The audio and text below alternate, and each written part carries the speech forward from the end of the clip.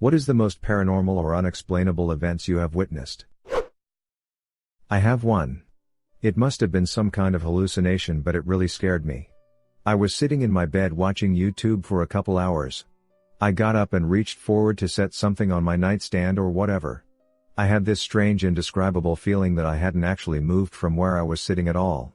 I quickly turned around and looked at where I was sitting seconds before, and there I was, still sitting there. I was outside my body.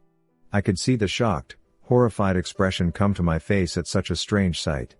I quickly sat back down right in the same spot and nothing strange happened again. I'll bring out this story again.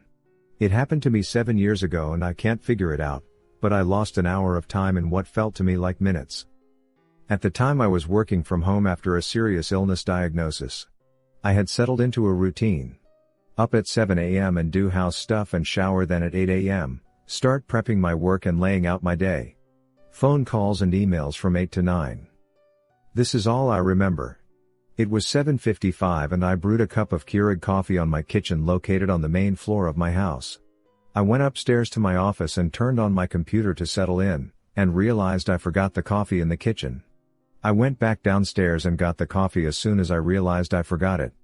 Couldn't have been more than the time it took Windows to boot up, but I took a sip and the coffee was cold. Not warm, but actually cold. I thought my Keurig was broke, but I looked at the clock and it said 9:14. So whereas I expected it to be 8:05 max, somehow an hour and 10 minutes passed without explanation. It was very bothersome. I have no idea where that hour went. I have never had any blackout before or since, no seizures, and the meds I was on shouldn't have caused a lapse like that. I don't think I fell asleep because I distinctly remember typing my password and saying out loud, "Crap, I forgot the coffee." It kinda left me uneasy a bit. Nothing like had ever happened to me before or since. I'm late, I'm going to get buried. But I'll share something I experienced from ages around 9 to 12 or so. I used to live in a house that was built on old farmland. I slept in a bedroom that had no door. Except for the door leading up to the attic, which had a little sliding lock on it. Every single night I'd close the door and lock it. The attic frequently had birds and such get into it, and I didn't feel like having them fly out. Except, every single morning it'd be unlocked and slightly ajar. During the night I'd wake up and have sleep paralysis. It was pretty frequent and I got used to it. During said sleep paralysis a figure would open up the closet and slip out. All black, sort of shadowy, and wearing what I can only describe as a farmer's hat. It'd stare at me for a moment, just stare. Sometimes it'd take a step over before turning and walking out the entrance to my bedroom. Which lacked a door, but I had set up some beads. They'd knock together. I can still hear it to this day. I had always been told I had an overactive imagination. I never spoke of it to my parents or family since they'd probably make fun of it. One summer my cousin came to visit. She took over my room since my family thought she deserved a larger room for whatever reason. She came down for breakfast in the morning white as a sheet and said I could have my room back. When my mother asked why, she told her she had sleep paralysis and saw basically what I had. I had never spoken to her of this.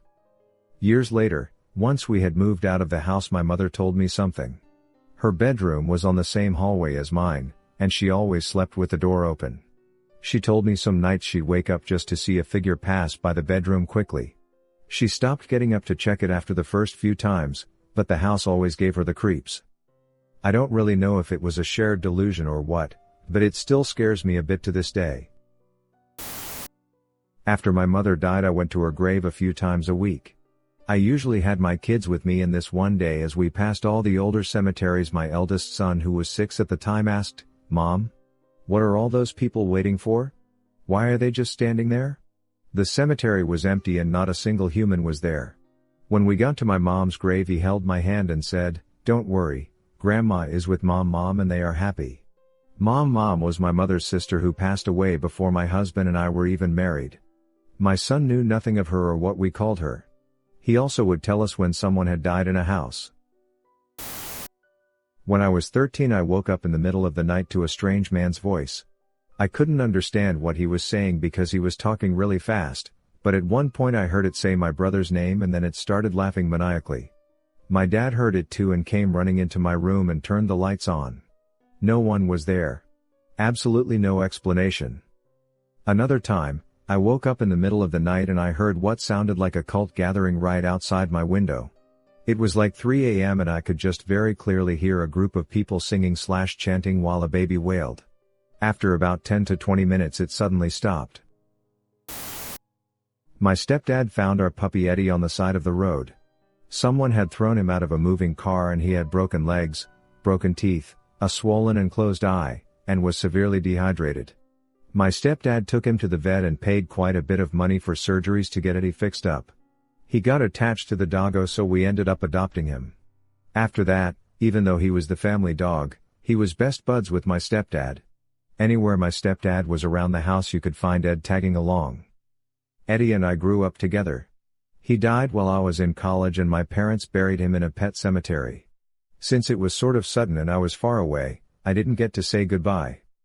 A few months after that I had a dream where Eddie comes and find me. His hair is matted and dirty, and his flesh looks kind of rotted, but he's wagging his tail and seems really happy to see me again. Eddie starts leading me down a hazy path, and the farther we go the faster his tail wags. Finally, we get to this giant wall of mist that extends across the entire horizon and rises higher than I can see.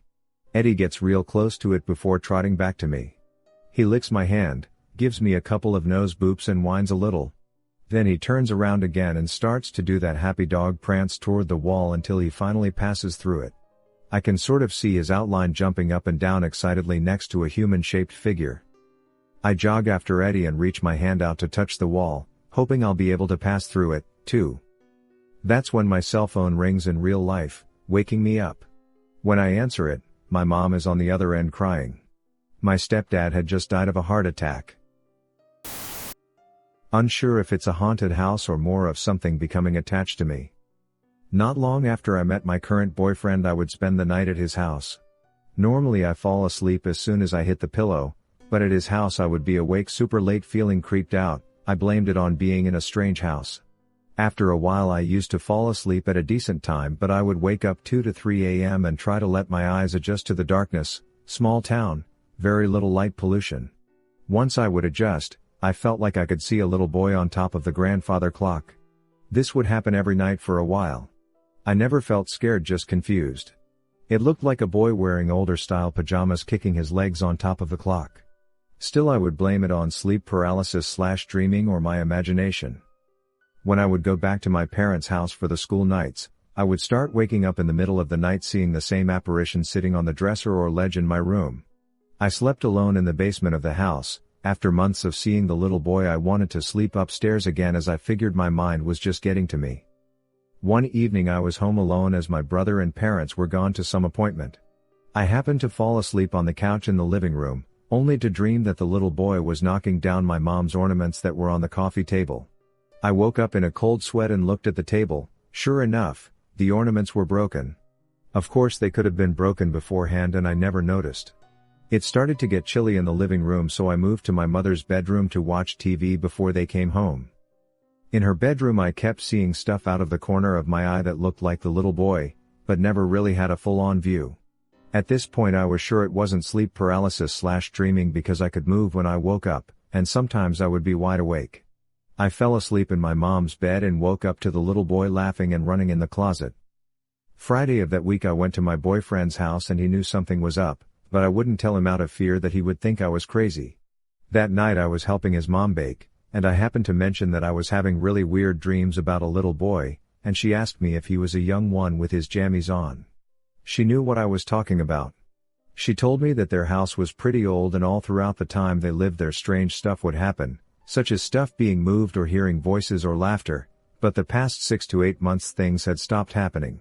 It's been 3 years and I've moved out with my boyfriend to start post-secondary. Still seeing/sensing/dealing with whatever it is. Things being moved/voices. When I was in high school, my younger brother and I shared a bedroom. His bed was on one side of the room and mine was on the other. My brother was an avid sleepwalker and would also talk in his sleep all of the time. Sharing a bedroom with him, it was unsettling at first, but I eventually got used to it. One night, it's about 3 a.m. and I suddenly wake up from a deep sleep, instantly alert. I had this urge to look towards my brother's bed. I felt a presence in the room. When I turned my head, I saw a tall, skinny shadow/human-like figure, and it was reaching its hand down towards my sleeping brother's face. Its hand got maybe an inch away before its head jerked to the side and looked at me, staring at it, frozen. The shadow then faded and moved up into the air, vanishing through the ceiling. Immediately, my brother shot up out of his bed, stood and walked to the light switch. He turned it on and looked at me. In a very calm and solemn voice he says, "Did you feel it? Did you feel the hand?" He then turned off the light and went back to his bed. I hid under my covers the rest of the night. My brother doesn't remember any of it. I was 10 years old. It was a Sunday morning between 11 a.m. to 12 p.m. My mother was in the kitchen preparing lunch. As she was washing the veggies, the water pressure from the tap started to fluctuate. Water would flow, stop flowing, like someone was playing around with the tap. My mom asked out aloud on who's messing with the water pressure. The valve for the water tank was just outside my house, and my dad went to inspect it and I followed him. Nothing was out of place. As we walked back into the house, we saw before our very eyes, bloody chicken claw prints emerge one by one. It's like a chicken with bloodied feet walked through the hall. Except there was no chicken. Freaked me the hell out, but we were just stunned and stood there staring as one footprint emerged after another. There were about 5 or 6 claw prints in all before it stopped. Everyone in my family saw it. We didn't discuss it immediately. My parents just wiped the claw prints off. What made this event worse was the fact that it occurred during a very turbulent period in my household. My mom had schizophrenia, but at that point she wasn't diagnosed yet. She heard voices in her head, hostile voices, and was convinced that there was a grand conspiracy against her, and people were planning to kidnap me and my sister. She didn't trust my father, her mother and her siblings. So when something legitimately paranormal happens, it just F's everything up. Like in a world where bloody chicken prints appear, why wouldn't there be some occult conspiracy? Those few months were the most traumatic of my childhood. My mom was admitted into a psychiatric facility a few weeks later after being diagnosed with schizophrenia. But dealing with her paranoia and violent outbursts against everyone, not her children, broke my world. Part of me even believed her. Having some legit paranormal crap happening in the middle of the day didn't help at all. 17 years on, she is still on medication, but she is stable and fully functional. Even when she was going through the worst of her schizophrenic episodes, she was never neglectful. Always loving towards her children, always dutiful. But she was overprotective during those times. I was afraid that I'd get schizophrenia because it is somewhat hereditary. My mom's sister became quite unstable a couple of years ago. To complete the double jeopardy of insanity, my dad's sister also had paranoia and her son was admitted for a manic episode. So this propensity for psychotic disorders on both sides of the family tree has made me pretty resolute on not getting married and having kids. Sorry that this post has veered from bloody chicken prints to me offloading about schizophrenia. I never told any friend or GF about it, so I guess I just took this as a chance to vent. My niece was sitting in the kitchen doing her homework. I was outside playing PvZ on my phone and my mom was doing laundry or something. I heard an awful crashing noise and I ran inside to see dishes shattered all over the kitchen and circling my niece. We asked her what happened and she said the dishes came flying at her. There was no way she could have done it because, like I said, the dishes were circled around her and she couldn't have sat down that quickly. It was weird. One day I was with my friends and suddenly my head started getting heavy and my vision began to white out at the point where I couldn't see anything at all. I immediately thought that someone could have drugged me and asked my friends to help me walk to a place where I could get some air and sit down. My sight was coming back but I couldn't speak or express anything, couldn't respond or answer what my friends were asking. Somehow, I got into a trance and it felt like I was seeing my surroundings from an above me perspective. My friend called my mom and she picked me up. I still couldn't respond until I got home and went to the bathroom. 3 days later, my mom received a call from my grandpa and I immediately knew what was going on. He told her that my dad had passed away and was found dead in his bathroom. I live with my mom and my dad used to live in another state. The forensic report showed that he died in that exact date and probably around the moment I've had that episode. I have a couple. The first one was when my ex died. I had a 4-month-old daughter with him at the time, but we didn't live together. The night he died, I heard someone walking into the bedroom where my daughter was, and very clearly heard his voice talking to her. I called out thinking he may have come in through the back, but no one answered. I found out the next day he died sometime during the night, probably around the time I heard the voice. The second one happened at the last place I lived. It's nothing terribly spooky, but I rented a townhouse and figured out that in my daughter's room there was attic access. I was stoked because that meant I could probably store my Christmas decorations up there. I get a kitchen chair to open it up and I couldn't. Not physically it was easy to open. Something mental stopped me from doing it. I had a huge fear. So I left it alone. Sometimes I get really eerie feelings, but I chalked it up to it being the first place I've lived in alone in a while, 2 years at that point, but I don't get those feelings in my new apartment at all. I found out from my neighbor not too long after the attic incident, that the guy who lived there before me was a raging alcoholic and hung himself in the house. In my daughter's room. The one with the attic access. When I was about 5 to 8 I had a little ghost girl that I played with. We played board games and she carried around a small stuffed bunny. My parents saw game pieces move when no one was there, but I saw her. They also saw her on occasion. One night our house caught on fire. Electric short in the kitchen. Parents called 911 etc. Firemen said the fire melted a pipe in under the sink and put itself out. There was soot everywhere. When we came back the next day, written about little girl level in the soot on the kitchen wall it said, "I did it." No one had been in since the fire. I work with donated human tissue. We process stuff like bones, tendons, and skin for transplant. The controlled work area that we process the tissue in, definitely has weird things happen in it. Small stuff like repeated or inexplicable equipment failure, tools falling off flat surfaces, and sometimes the tissue itself will react strangely to processing, i.e. a young donor whose tissue will fall apart or exhibit other poor disposition for one reason or another. Sometimes a donor will have so many problems befall their processing, that it just feels like they did not want their former body parts to be transplanted. I have definitely got strange vibes while working. I'm not saying that they are knowingly or purposefully haunting us, but there is an energy that is hard to deny. I have experienced plenty of weird stuff and it usually doesn't bother me, but there is something around the area I live in currently. It's pale, tall and built like a stick. Everything seems scared of it. It usually shows up around dusk and then slinks off at dawn. Whenever it's around the animals will hide and or freak out. I know that it has come up to our windows before, and I know it stalked me at least once. My automatic assumption when I first encountered it was mountain lion, but I have seen it since then and it walks on 2 legs but crouched and runs like an animal.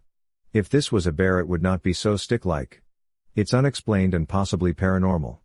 I hope it's not paranormal, because some larger livestock have gone missing only to be found shredded later. And no, it can't be coyotes, even the coyotes are scared of this thing. Darn it. I'm just about to go to sleep and I do not want to type this story. But it's too good to pass. It happened to 4 different people in 2 separate occasions. The first one was 8 years ago. I had a roommate who we'll call Karen. I worked in a store not far from our apartment. She texts me while I'm at work and said, "Hey, can you please open the door? I don't have my keys." I answered, "Sorry Karen, the first can't, I'm at work." Her. I can hear your voice in the apartment." I was super confused, so I sent her a selfie/snap of me at work with a confused look.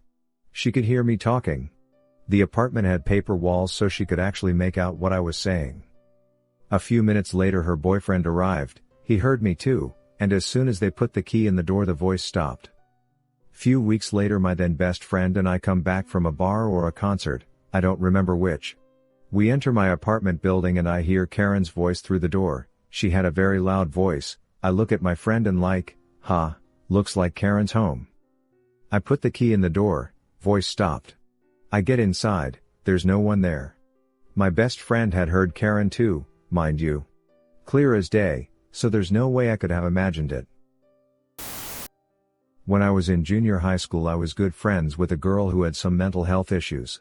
She was smart but had been held back due to absenteeism, whether that was due to appointments, hospitalizations, truancy, not sure. She frequently talked about Djinn, a type of demon in her culture. She grew up in Iraq and her family had been persecuted. She might have had PTSD, recalling some other behaviors. She was completely positive Djinn had followed her from Iraq, and it was why her family was haunted by bad luck.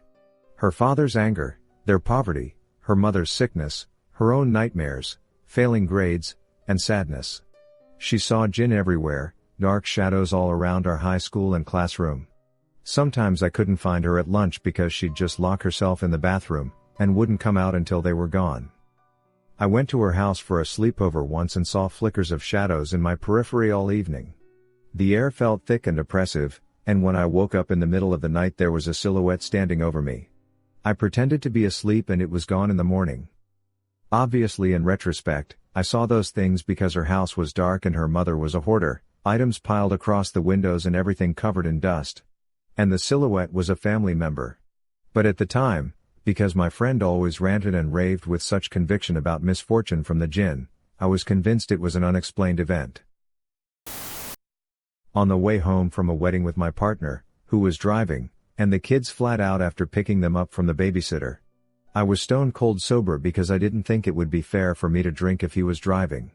We were really close to home when I saw some kind of light flash just ahead of us, as did my partner, so he slowed right down.